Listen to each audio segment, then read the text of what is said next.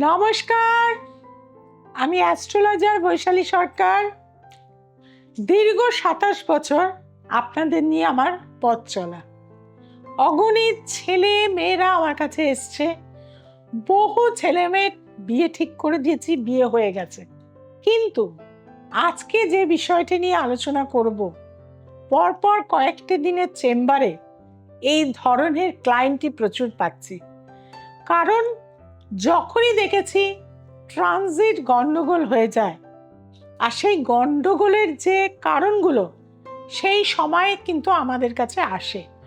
অর্থাৎ আজকে যে বিষয় সেটি হচ্ছে আপনার ছেলের বা মেয়ের বয়স হয়তো ৩৫-৪০ হয়ে গেছে, দেখতে যথেষ্ট সুন্দর, উপযুক্ত চাকরি করছে, ভালো ফ্যামিলিতে বিলং করছে, কিন্তু মাথায় সিঁদুর কোনোভাবেই উঠছে না, বা আপনার ছেলের মাথায় টোপর কিছুতেই পরাতে পারছেন না।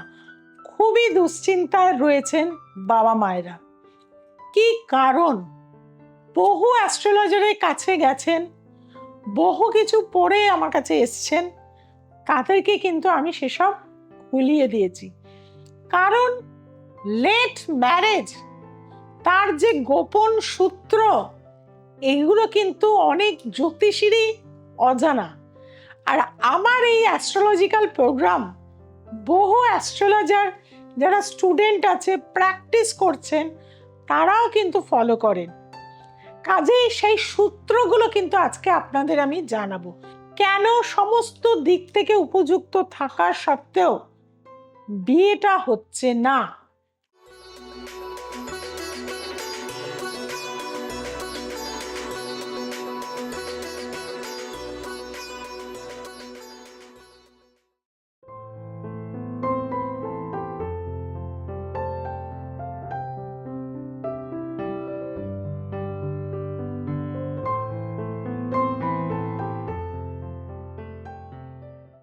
প্রথম কথাই বলবো যে বিয়ে দেওয়ার ক্ষেত্রে ম্যাক্সিমামই দেখবেন অ্যাস্ট্রোলজারদের কাছে আপনারা যখন যান, আপনার সপ্তম ভাবকে কিন্তু সে আগে দেখে নেয়। যে সপ্তম ভাবে আপনার হয়তো শনি বসে রয়েছে, সপ্তম ভাবে আপনার হয়তো মঙ্গল বসে আছে, প্রবল মাঙ্গলিক এই কারণে হচ্ছে না, সেটাই কি সব? একদমই কিন্তু না। কারণ প্রথম কথাই বলবো যে বিয়ে দেওয়ার মেন যে লর্ড, আমরা পুরুষের ক্ষেত্রে দেখে থাকি শুক্র গ্রহকে, আর ফিমেলদের ক্ষেত্রে দেখে থাকি কোনো একটি ফিমেল, তার মেল পার্সন আছে কিনা, বিয়েটা তার জন্ম ছকে রয়েছে কিনা, তার জন্যে দেখতে হয় আমাদের মঙ্গলকে। এখানে কিন্তু আপনাদের অনেকেরই প্রশ্ন আসবে যে দিদি, মঙ্গল তো আমরা ভাতৃকারক হিসাবে দেখি, তাহলে আপনি কেন বলছেন যে মেয়েদের বিয়ে দেওয়ার ক্ষেত্রে মঙ্গলকে দেখব? প্রথম কথাই বলবো, এখানে সবার আগে বুঝতে হবে আমাদের মঙ্গল গ্রহটা আসলে কি। মঙ্গলকে যখনই আমরা চিন্তা করি, আমরা দেখি পুলিশ প্রশাসনকে, অর্থাৎ যারা আমাদের সমাজকে প্রোটেকশন দেয়। অর্থাৎ মঙ্গলের মধ্যে কিন্তু একটা প্রোটেকশন দেওয়ার জায়গা কিন্তু রয়েছে। যখনই আমরা বর্ডারে যাই, বা কোনো দূরে বেড়াতে যাই, বা আমাদের কোনো এক দেশের সাথে আর এক দেশের, সেখানেও কিন্তু মিলিটারি থাকে, অর্থাৎ রক্ষণাবেক্ষণ করছে, প্রোটেকশন দিচ্ছে আমাদের দেশকে, ডিফেন্স। অর্থাৎ সেই ডিফেন্সকেও কিন্তু নির্দেশ করছে মঙ্গল, ভাতৃকারক গ্রহ। আমরা ছোটবেলা থেকে যখন বড় হয়েছি, আমাদের যে দাদারা, আমাদের যে ভাইরা, দিদি কোথায় গেল, কখন আসছে, বা দিদিকে অন্য কোনো পুরুষ ডিস্টার্ব করছে কিনা, সব কিছুরই কিন্তু আমরা খেয়াল রাখি সেই ভাই বা বোনেরা। কিন্তু যখন একটি মেয়ের বিবাহ হয়ে যায়, তখন কিন্তু তার প্রোটেকশন দেয় তার হাজবেন্ড। এবং সেই কারণেই কিন্তু আপনার জন্মছকে মঙ্গল কি অবস্থানে রয়েছে, এবং মঙ্গলের সাথে কি কোনোভাবে ট্রাইনে বলুন বা নক্ষত্রে বলুন, কোনোভাবে কি শুক্রের কানেকশন হয়েছে, অর্থাৎ তাহলে কিন্তু আমরা বলতেই পারি যে আপনার মেয়ের 35 হোক, 37 হোক আর 40 হোক, আপনার মেয়ের বিয়েটা কিন্তু এখানে হবেই। এবং বৃহস্পতি যদি লগ্নভাবে, দ্বিতীয়ভাবে, তৃতীয়ভাবে, পঞ্চমভাবে, সপ্তমভাবে, নবমভাবে বা একাদশভাবে যদি অবস্থান করে, তাহলে আপনার জীবনে বৃহস্পতির ট্রানজিট বা মঙ্গলের মহাদশা, অন্তর্দশা বা শুক্রের মহাদশা, অন্তর্দশা যদি আসে, তাহলে কিন্তু বয়স বৃদ্ধি হলেও বিয়েটা কিন্তু হবেই। কাজে প্রথম জায়গায় আমাকে দেখতে হবে যে মঙ্গল এবং শুক্র আপনার জন্ম ছকে কি অবস্থানে রয়েছে। দ্বিতীয় নম্বর কথা হচ্ছে, শুক্রের সাথে যদি কেতুর অবস্থান হয়ে যায়, কেতুকে আমরা মোক্ষকারক গ্রহ ধরি, কেতুর মধ্যে কিন্তু মাথা নেই, দেহ রয়েছে, অনুভূতি রয়েছে এবং ডিটাচমেন্টের কারক কিন্তু আমরা কেতুকে ধরে থাকি। কাজেই অনেক ক্ষেত্রেই দেখবেন অনেক ছেলে বা মেয়ের ক্ষেত্রে হয়তো প্রেম আছে তাদের, কিন্তু বিয়েটা কবে করব বা আদৌ করব কিনা সেটা কিন্তু তারা ভাবতেই পারছে না, প্ল্যানিং নেই। আন্টি আমাদের এখন 5-7 বছর বিয়ের কোনো প্ল্যানিং নেই, তার বয়স অলরেডি 32 ক্রস করে গেছে। সেখানেও কিন্তু আমি দেখি, যদি আপনার সপ্তমের লর্ডের সাথে আপনার যে সপ্তম পতি, অর্থাৎ আপনার ধরুন তুলা লগ্ন, তাহলে আপনার সপ্তম পতি হচ্ছে কিন্তু মঙ্গল, তাহলে মঙ্গলের সাথে যদি কেতু যুক্ত হয়ে যায়, বা আপনার যদি দেখা যায় কন্যা লগ্ন, আপনার সপ্তম প্রতি বৃহস্পতি, সেই বৃহস্পতির সাথে যদি কেতু যুক্ত হয়ে যায়, তাহলে কিন্তু আপনার জীবনে প্রেম থাকলেও বিয়ে কিন্তু আপনি কিছুতেই করতে চাইবেন না।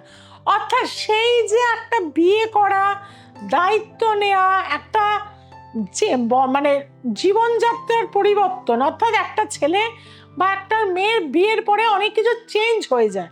বাপের বাড়িতে যেটা 11টা-12টায় ঘুম থেকে ওঠা যায়, শ্বশুর বাড়িতে কিন্তু সেটা করা সম্ভব হয় না। বাপের বাড়িতে মা তুমি আমাকে খেতে দাও বলে যে আপনি বসে গেলেন, শ্বশুর বাড়িতে হয়তো আপনার সেটা করা যায় না।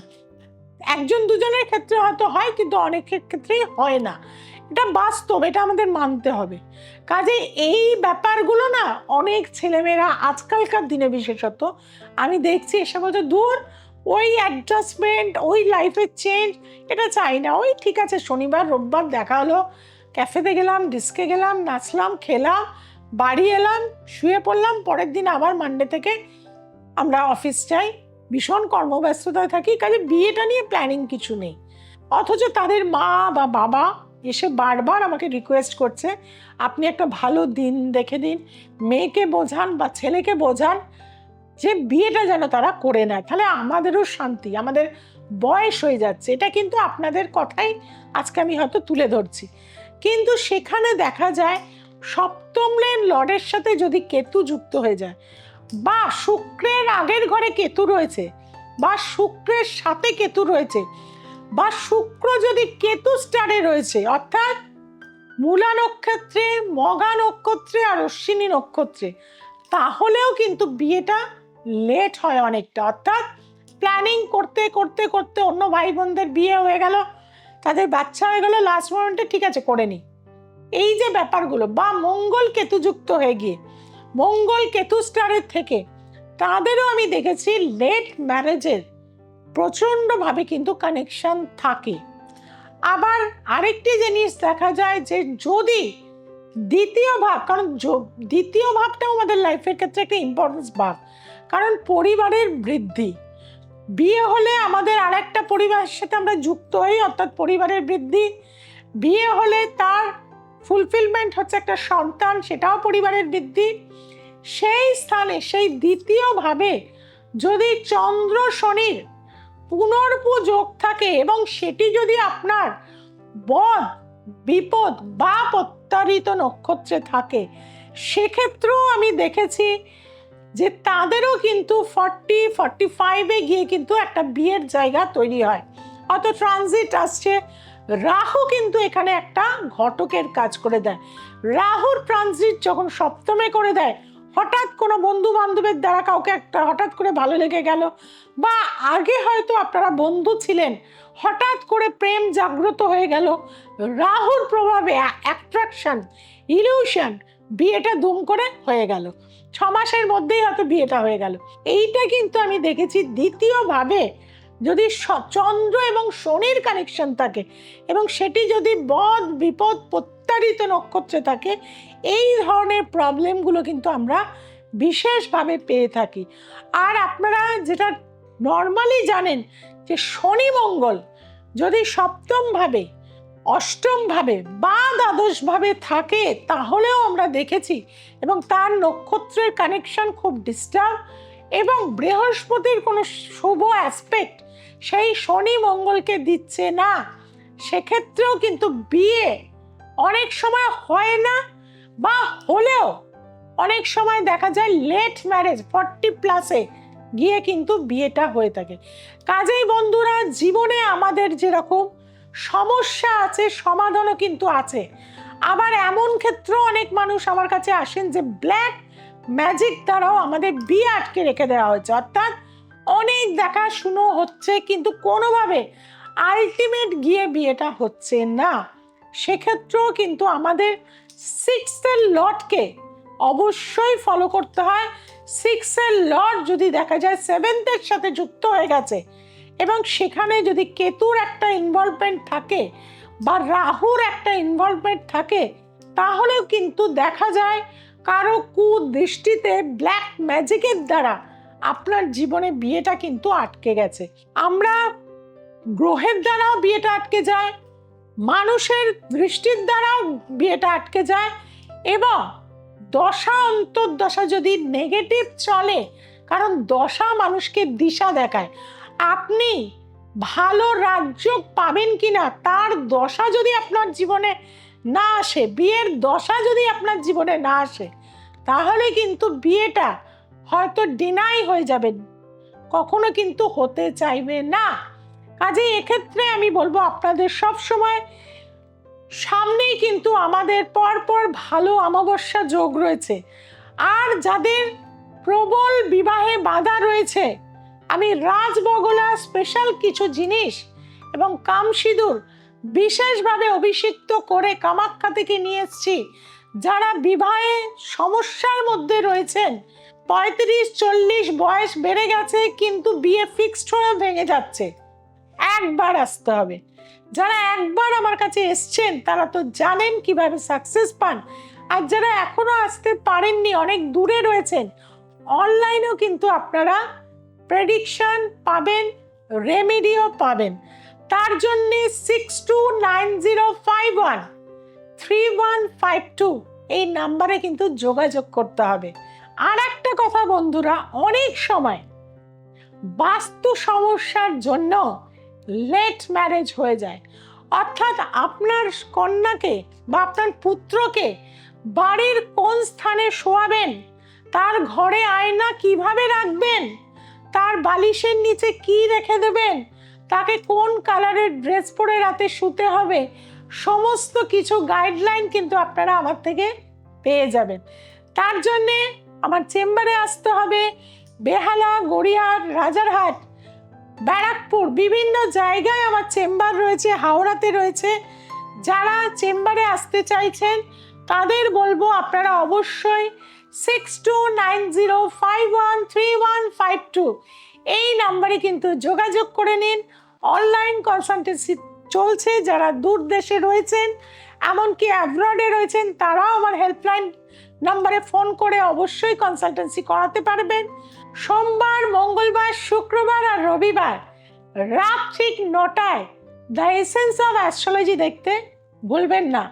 যেটা ভুলে যাচ্ছেন চ্যানেলটিকে সাবস্ক্রাইব করতে, আজকে এখনই চ্যানেলটিকে সাবস্ক্রাইব করুন, চেনা জানা বন্ধু বান্ধবের কাছে ছড়িয়ে দিন, আর নিজের গ্রহগত জায়গা ঠিক করে নিন। আজ এই পর্যন্ত। নেক্সট এপিসোড খুব ইন্টারেস্টিং, তার জন্য চোখ রাখতে হবে দ্য এসেন্স অফ অ্যাস্ট্রোলজিতে। সবাই ভালো থাকবেন, সবাইকে ভালো রাখবেন। জয় তারা, জয় মা তারা, জয় জয় তারা, হর হর মহাদেব।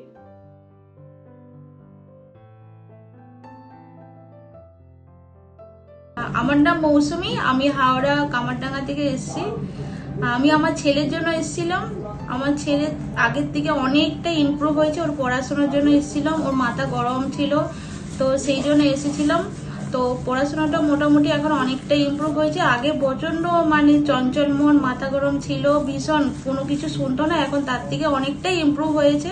তো আপনারা যারা আসতে চাইছেন দিদির কাছে অবশ্যই আসুন, অনেক ভালো রেজাল্ট পাবেন। দিদি ভালো করে সবকিছু দেখিয়ে দেয়, খুব সুন্দরভাবে বুঝিয়ে দেয়, বলে দেয়। রেজাল্ট খুবই ভালো, খুবই সুন্দর। বা আমার একটা সমস্যা ছিল, তো সেই সমস্যাটা থেকে আমি অনেকটাই বেরিয়ে আসতে পেরেছি, বা আস্তে আস্তে আমি পুরোটা বেরিয়েই যাব।